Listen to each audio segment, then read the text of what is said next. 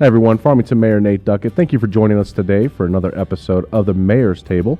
It is July 2020, and with me today is my guest, Farmington Police Chief Steve Hebby, and we're going to be talking about law enforcement in a time of COVID.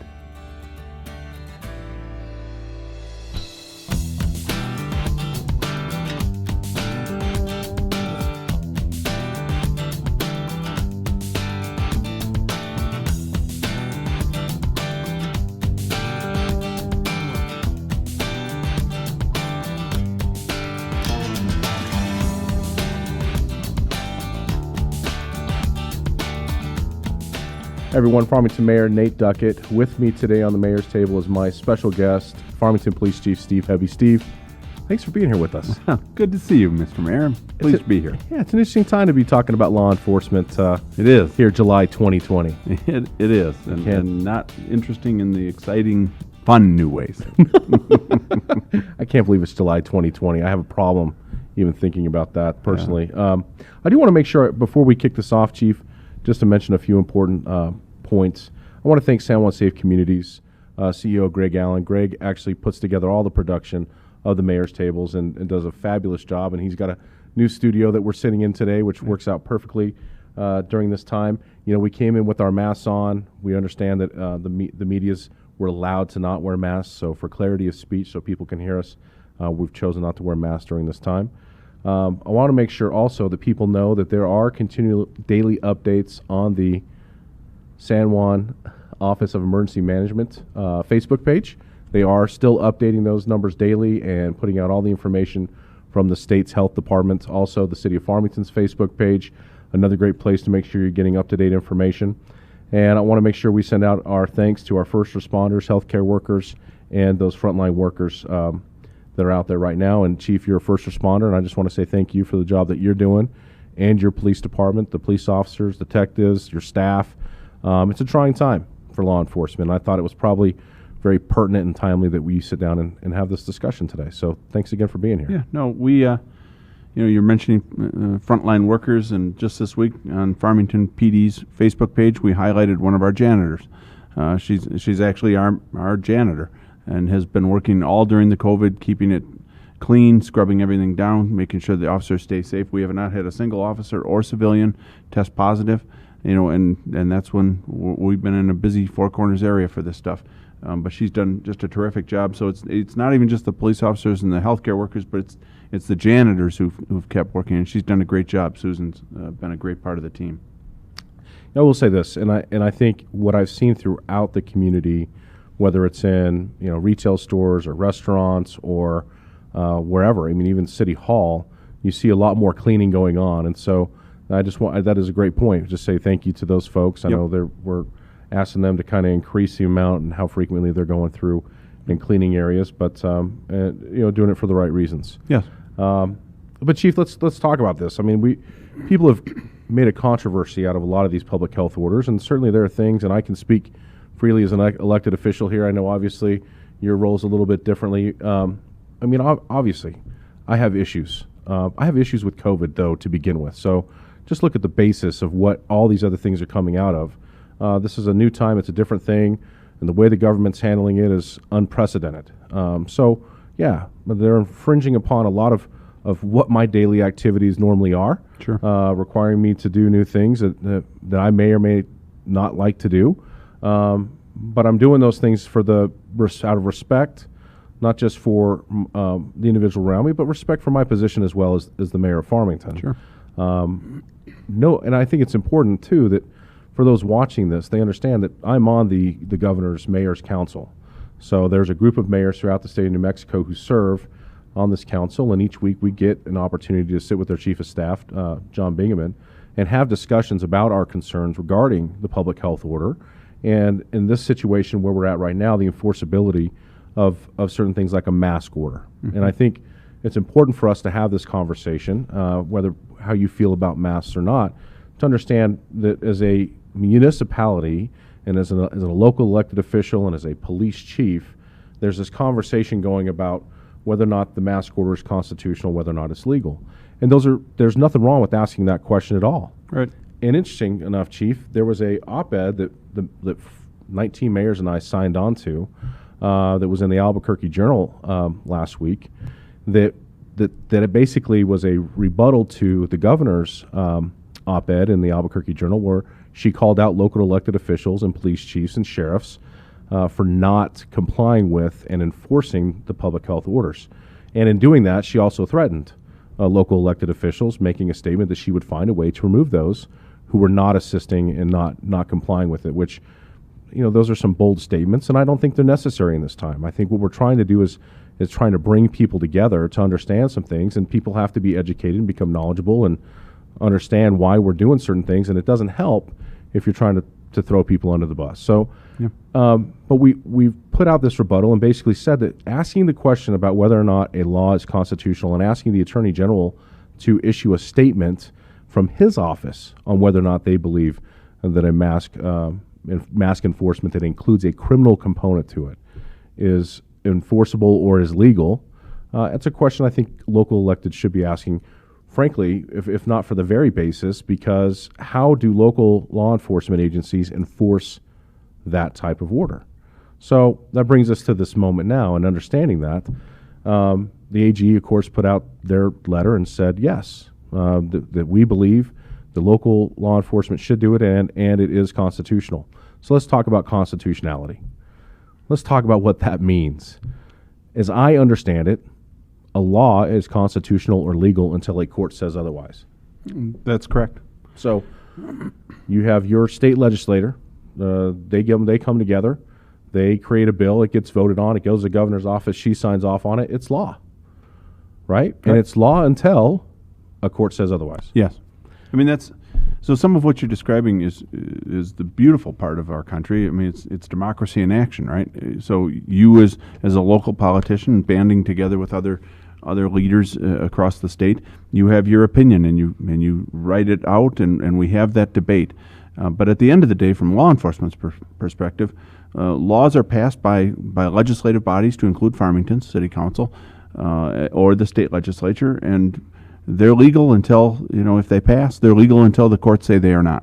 And so far, that's been the rub for us here in Farmington is, although the orders are wildly unpopular in some quarters, and there's a lot of chatter about them being unconstitutional and illegal, and I get all of that, I do.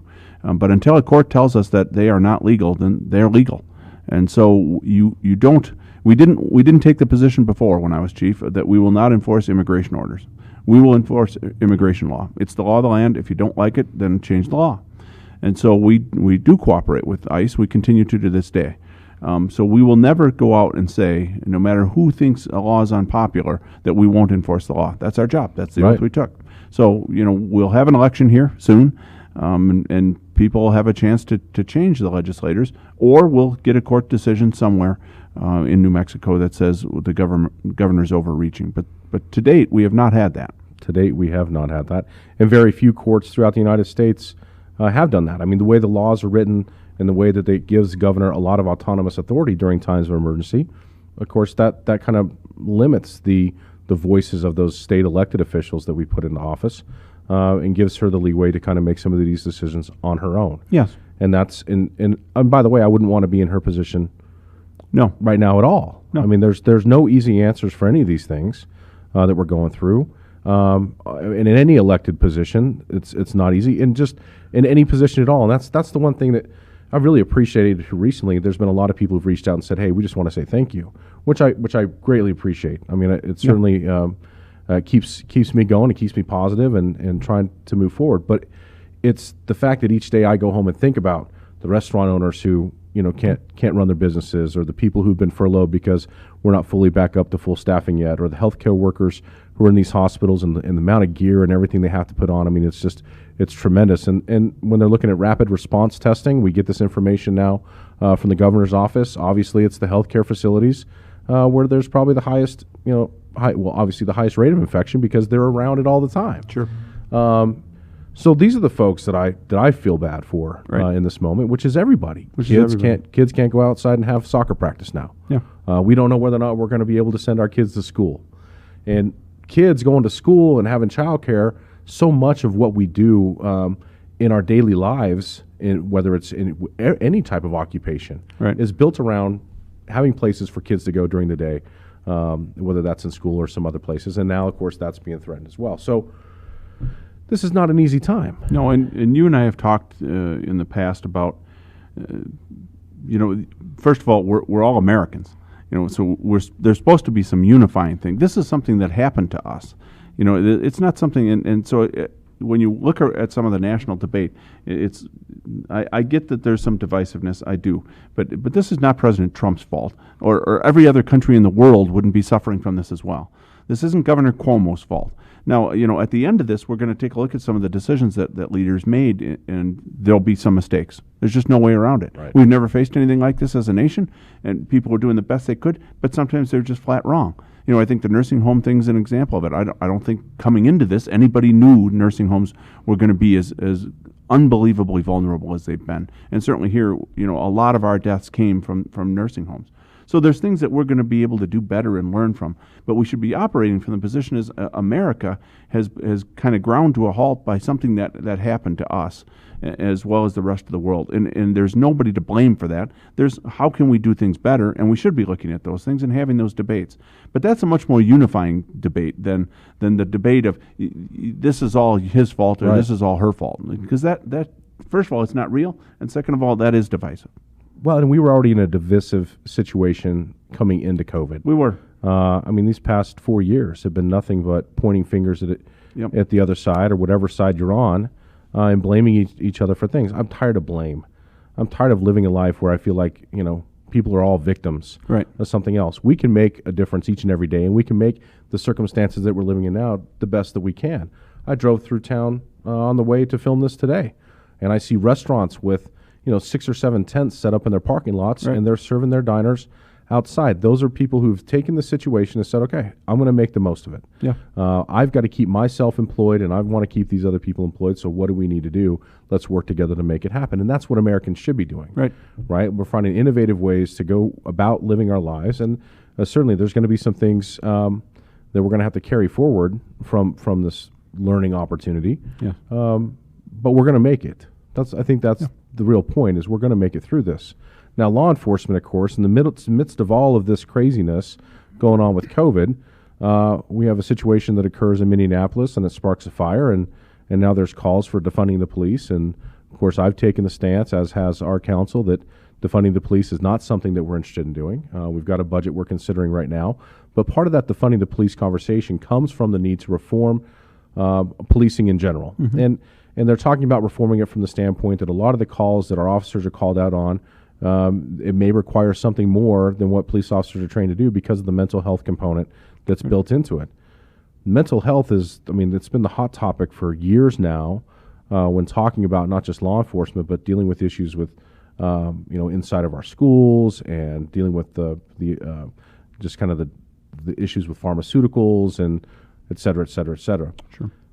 Your officers here locally, of course, we go through, they go through their normal training, but we have done a lot of kind of proactive measures in addressing some of these calls for reform, and I want to make sure that we address some of those things here today. So, you could take us back to 2015, 2014, when you came on board. I believe it was 2014 when you came on, and kind of the task that you saw at hand of the need to bring us into 21st century policing.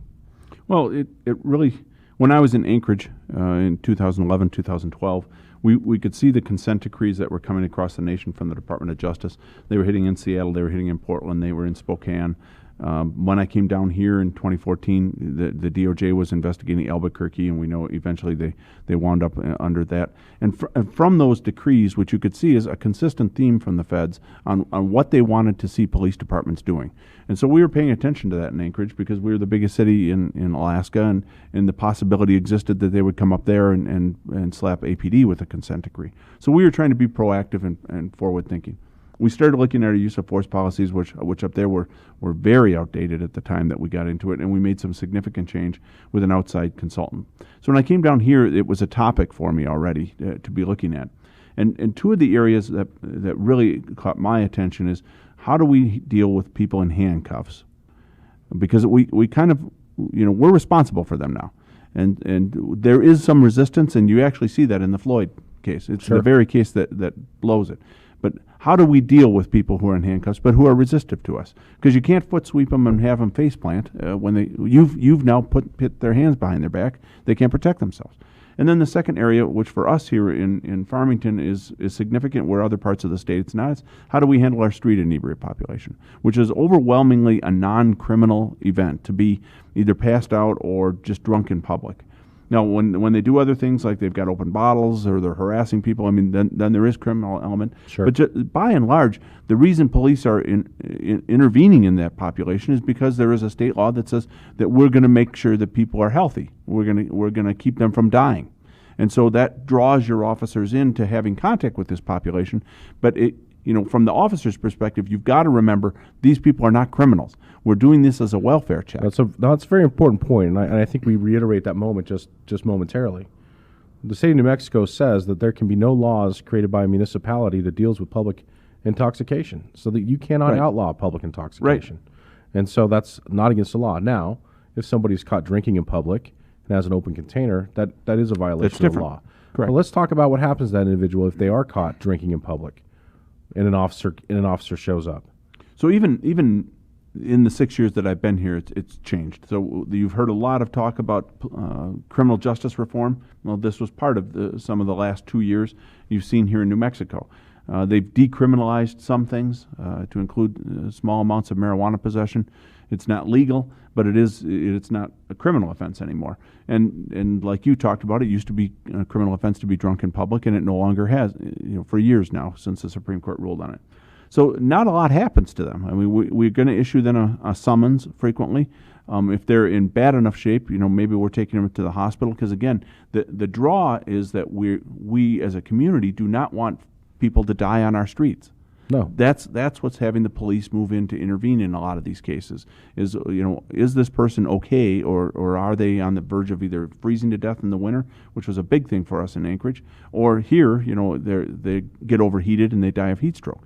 So that draws your officers into those. When we find those other, what they call petty misdemeanors, we do take action on those things. But they're not going to jail for 10 days, and that's just here in the last couple of years. They've really softened the penalties on those things. People are getting in and out of jail much quicker. So it feels to our community, I think, that there's more inebriates, when in reality they used to go to jail for periods of time that they're not going to jail for right now. So all of this with the backdrop of what you've been talking about with law enforcement in general across the country, it's a challenge for us and our officers. We're trying to meet our public's expectation that our community is safe, and people don't want to feel unsafe with inebriates around who are intoxicated and maybe making comments, versus what can we do as police, where there isn't a lot of meat for us to go out and just start arresting people. A, they don't stay in jail very long, and B, oftentimes it's not an underlying criminal offense. It's not illegal to be drunk. People want to feel safe. They do. And I understand that component of it. Me too. More than anything. And that's when even as a child, the first time I met police officers, I have this feeling that guy's there to make sure that I'm safe. Well, safety is a broad scope of things. It is. There's a lot of perception built into it. It's not just an immediate theft, or immediate feeling. It's am I safe walking down the sidewalk? Is my house safe in this neighborhood? Am I safe driving in a car? Am I, is that person safe? Those kind of things. But in regards to what we have done to reform our police department kind of proactively and kind of lead, in my opinion, be a leader of police forces here in the state of New Mexico, I mean, you went through a process that really changed the way we deal with use of force on individuals. Again, going back to your point about somebody who's in handcuffs, now they're in our custody. What should or shouldn't we be doing in those situations with them? To also how we address inebriates in general. And then moving into the body cam conversation, which is something that has now come forward here in the state, obviously mandating body cams. Yes. Go into that a little bit. So the use of force, first of all, our officers are great men and women. We have great men and women that are volunteering to work, and they will do what they're trained to do. That then it becomes my job as the leader to set, what's going on in the country, what should our policies be, and what do we want out of our officers, and then train them to do those things. So when we started talking about in custody and then dealing with street inebriates, we really did go through a policy change and a bunch of training to give our officers, here's what we want from you when you're in these spots, which is what we should be doing. We then broadened it to just in general our use of force policies. And we broadened it again here a couple of years ago, and we started a use of force review team so that we review every use of force that happens from a Farmington police officer. And we come away comfortable that we're either within policy or we're not within policy, but we need to either improve our training or change our policy a little bit, or we're outside of policy and we take disciplinary action. So we have been very proactive on this subject. As far as the body cameras, that starts even before my time. So Chief Westall in 2013 initiated that program. We kicked it off, I think, in October of 2013, about 6 months before I got here. And we've had body cameras ever since. Now, we just went through you and the council, we just went through a significant upgrade to that program, $1.4 million that we invested in our body cam and in-car video systems to raise their performance level. So we're ahead of the game as the state moves into this part of it, compulsory body cameras. There's parts of the law that I don't like. There's parts of the law that are just completely unrealistic. I think some of that will get changed. In the spring, they were under, a very short time frame here, and they wanted to do something, and I get it. So we are supporters of body cameras. We think that more often than not, it shows what a great job our officers do. You've even seen that we've recently released some video of just kind of the day-to-day interactions that our officers have with citizens. Our officers are doing a good job. We are helping people out there. We have those moments when we do not, and we take action, and that is the expectation you should have of Well, them. that's, and honestly, in those situations, just coming from an elected position, being a representative of the general public, we want to catch them. We don't want them to do bad things, but if an officer does make a bad decision and bad things happen, that's part of the reason why those cameras are so important, is the accountability component. Yes. And now that person has to be held accountable for their actions. There's no hiding what they did. And we've seen some of those things, and we know there's plenty of information out there on those, but you're seeing them all across the country. Yes. And I think so. And I'm glad. I'm actually pretty proud to live in a community that took that step forward and had that kind of thought process, and that it's going to hold us more accountable. But it's also going to ensure the individuals that we're dealing with, who are the bad guys, that they're also being held accountable for what they're doing as well. So. Yes. But now that is a mandate here across the state. They gave, I think it was 90 days for all agencies to get body cams online. That's a big expense for a lot of municipalities in the midst of huge deficits within their budgets. So we're hoping there's going to be some additional funding coming through to help those agencies that need to get updated. I believe the San Juan County Sheriff's Office is one of those that will need to be implementing that within their force. So, well, that's a good update. I want to say this, Chief. I think the local mood in regards to our law enforcement is positive. I mean, just overwhelmingly so. I agree, absolutely. And I think you could take that to your officers. We've obviously seen a lot of things around town of individuals taking time to say thank you. And for those folks who've done that, I say thank you, because a lot of these jobs, there are not a lot of thank yous involved in that. I mean, if the police officer's called, it's because somebody felt that like they weren't safe. Right. I mean, let's just be honest. And whatever that call may be, and by the way, I believe in May there were 6,000 of those calls, just to throw a number out there. That's 200 calls a day for a police officer, a Farmington police officer, not just what's going to the county. Farmington Police had 6,000 calls. A couple of years ago, and I can't tell you what our number was last year, it was in like 88, but a couple of years ago we were like 92,000 calls for service that Farmington police officers handled in a year. So there's a ton of calls. Track that back then to our use of force. Out of 92 or 93,000 calls that we had a couple of years ago, we had 159 uses of force that we reviewed. Overwhelmingly very minor uses of force just in the course of handcuffing. So it is not an event that occurs very often, and it is one that we scrutinize closely because it is not something that happens often. And when your police use force against citizens, citizens should know that we've done things as safely as possible, and that we've done things that are in accordance with our policies. And so, the other one I wanted to get to is we've also changed here over the last year, and this was something that you and the council, agreed to and even kind of spearheaded, and that was our park ranger unit. So some of the things you're seeing nationally is getting police, when they talk defunding, getting police out of things that are non-criminal events. And we talked about it with some with the inebriates. That certainly is what the park ranger unit is about. They fall under us, but they are not armed. They have tasers for self-defense, which I don't believe we've ever used in this almost year that we've had them deployed. They're down there on the Riverwalk. They're showing the flag. They're calling in calls when we see inebriates who are causing problems for us or who actually are threatening people's safety. But they're not armed. They're not getting into confrontations. That is kind of a new model, I think, that you're going to see over the coming years, and it's certainly something that the upper command of the PD is looking at. How can we get our officers away from calls where we don't need to have a gun and we don't need to be in a forced situation because the underlying government interest is it's not even criminal. Sure. So we are looking at those trends now. So we've done a good job, I think, of being at this moment in history, and we're ahead of the game. But we want to stay that way. And so we're trying to project out what are some things that are coming, what are some other things we can do. The ARU, which is something that Dave Burke really Alternative spurred. Response Unit. It is something that Dave Burke from Fire kind of was the lead on and sparked, and we cooperated with for like 6-month trial period, and now Fire is just taking it on in total. And they operate a van that drives around the city and picks up inebriates and gets them off the street and down to the JIP and the sobering center. Those are all things that the police used to do just a couple of years ago. So that's encounter after encounter that our officers would have with people who are highly intoxicated, who don't particularly like the police in the first place. Think of us as people who are going to take them someplace against their will. And one of the top 3 uses of force that we would have as a department, and we can track it statistically, what kind of calls, and it was dealing with unwanted subjects, which was overwhelmingly inebriates. Sure. So coming into it, this is a time when our officers will wind up in force encounters. So if we can limit those by things like the ARU or things like the park rangers, get ourselves to a spot where we're still accomplishing the goal of keeping our community safe, but we're not putting our officers in bad spots where they wind up in force encounters that then people don't like later on.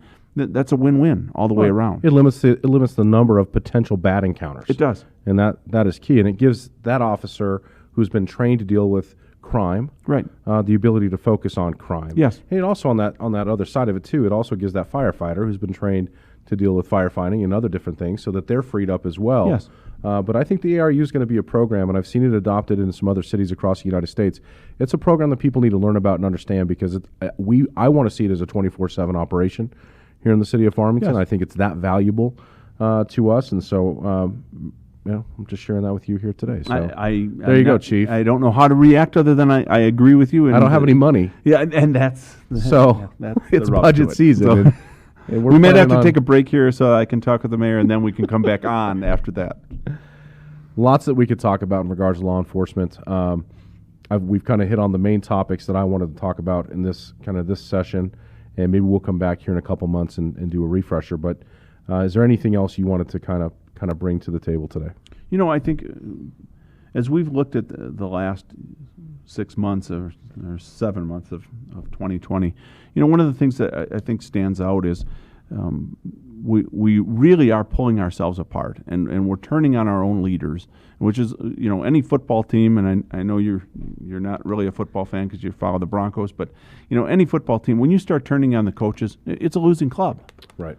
So if we start off assuming the worst motives of the president, the worst motives of the governor, the worst motives of the mayor, then we can sure make it divisive. These are tough times, and really we need to come together. We need to do a better job of living with some unhappiness about the other side's views and thoughts. And remember, that's the beauty of our country.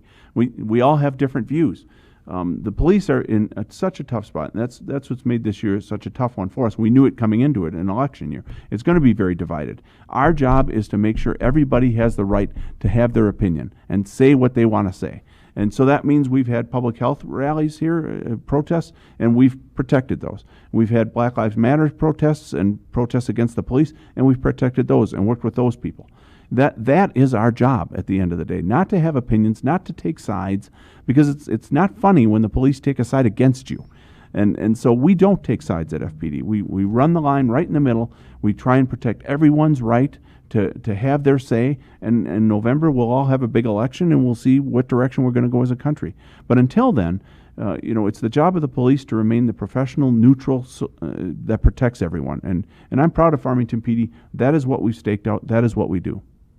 I agree. No, I think that's a very, very good statement.